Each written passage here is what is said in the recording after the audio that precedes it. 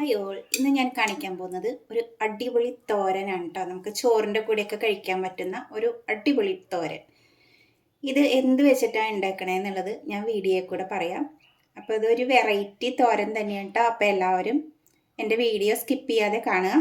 ആദ്യം തന്നെ മിക്സിയുടെ ജാറിലേക്ക് എരിവിന് ആവശ്യമായിട്ടുള്ള പച്ചമുളക് ഇട്ട് കൊടുക്കുക. ഞാനിവിടെ കുറച്ച് എടുത്തിട്ടുള്ളൂ കേട്ടോ, നിങ്ങൾക്ക് എരിവിനനുസരിച്ച് എടുക്കുക. ഇതിലേക്ക് നമുക്കൊരു 5-6 അല്ലി വെളുത്തുള്ളി ഇട്ട് കൊടുക്കുക. ഒരു 1/4 ടീസ്പൂണ് ജീരകം ഇട്ട് കൊടുക്കുക.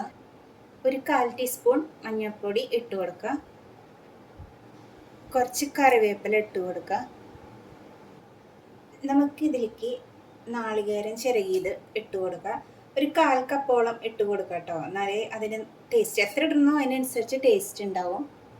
ഞാനിവിടെ 1/4 കപ്പിനേക്കാളും കുറച്ചുകൂടെ കൂടുതൽ എടുത്തിട്ടുണ്ട്. ഇനി നമുക്കിതെല്ലാം കൂടെ ഒന്ന് ചതച്ചെടുക്കാം. അപ്പോൾ ഇതുപോലെ ഒന്ന് ചതച്ചെടുത്തിട്ടുണ്ട്. നന്നായി അരഞ്ഞിട്ടൊന്നുമില്ല കേട്ടോ, ചതച്ചെടുത്തിട്ടേ ഉള്ളൂ. പാൻ അടുപ്പത്ത് വെച്ച് കൊടുത്തിട്ടുണ്ട്. ഇനി അതൊന്ന് ചൂടായി കഴിഞ്ഞാൽ നമുക്ക് സൺഫ്ലവർ ഓയിലോ വെളിച്ചെണ്ണയോ ഒഴിച്ചു കൊടുക്കാം കേട്ടോ.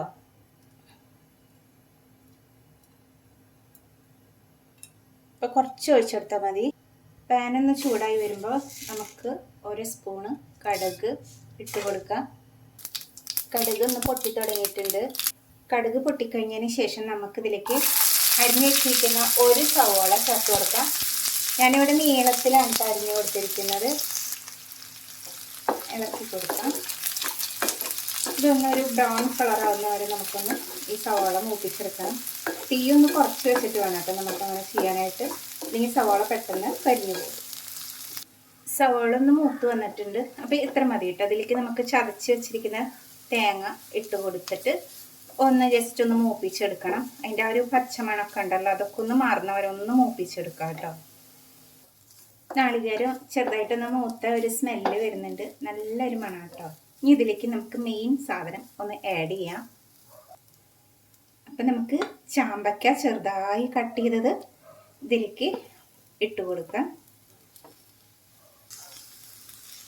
നമുക്കൊന്ന് മിക്സ് ചെയ്തിട്ട് എടുക്കണം.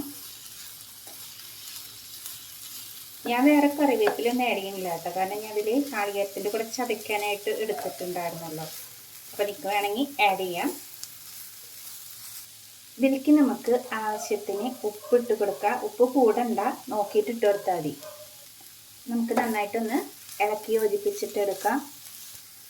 ഇനി നമുക്കിതൊന്ന് അടച്ച് വെച്ചിട്ട് വേവിച്ചെടുക്കാം. വെള്ളമൊന്നും ഒട്ടും ഒഴിക്കരുത് കേട്ടോ. വെള്ളം ഒഴിക്കാതെ നമ്മൾ ചെറിയ തീയിലിട്ടിട്ട് വേണം ഇതൊന്ന് കുക്ക് ചെയ്തെടുക്കാനായിട്ട്. നമ്മുടെ തോരൻ ഇവിടെ റെഡി ആയിട്ടുണ്ട്. നല്ല ടേസ്റ്റ് ആണ്. ഒരു ചെറിയൊരു പുളിപ്പും ഒക്കെ കൂടിയിട്ടുള്ളതാണ്.